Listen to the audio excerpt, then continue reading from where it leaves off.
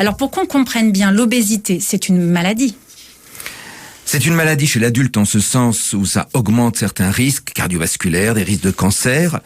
Mais chez l'enfant notamment, mais aussi chez l'adulte, c'est plus une maladie psychosociale. C'est le regard des autres, c'est la discrimination, la stigmatisation, la grossophobie dont vous avez parlé et qui font particulièrement souffrir ces familles.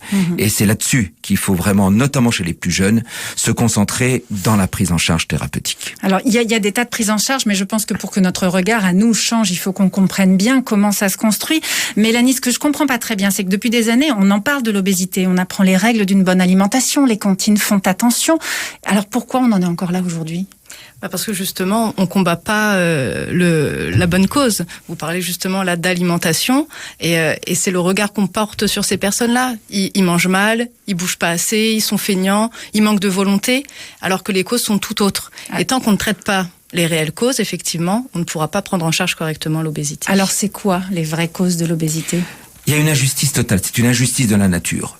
N'importe qui ne peut pas devenir obèse, et ceci d'autant plus qu'il est jeune. Chez les moins jeunes, comme moi par exemple, on est un peu plus sensible aux excès alimentaires. Mais chez les jeunes adultes et les enfants et les adolescents, c'est vraiment quelque chose... C'est une injustice, c'est génétique, c'est l'injustice de la nature. C'est génétique. Vraiment. Chez le jeune, c'est purement génétique. N'importe qui ne peut pas devenir obèse. Et justement, c'est toute la difficulté de ceux qui sont prédisposés et qui, comme le disait Mélanie, ont beaucoup de mal à faire un régime qui se poursuit longtemps. C'est pas une question de volonté, c'est pas une question de paresse, c'est pas une question de laxisme parental. C'est vraiment une injustice de la nature.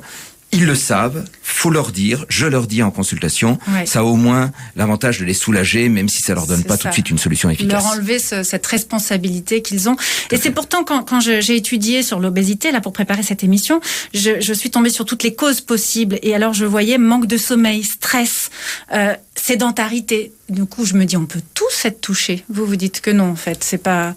C'est absolument... Ce sont pas des causes, mais des moyens pour devenir obèse. C'est pas exactement la même chose. Il y a des maigres constitutionnels, il y en a peut-être qui nous écoutent, c'est-à-dire des gens qui sont maigres, qui cherchent à grossir et qui ne peuvent pas grossir. Donc, faut pas donner cette image de l'obèse qui mange les fast-foods, qui mange mal, qui est laxiste, qui est paresseux, qui est sédentaire, puisque vous avez parlé de ça, qui manque de sommeil. Tout ça, ce sont au mieux des facteurs déclenchants, sinon simplement des facteurs associés, mais pas la cause de l'obésité.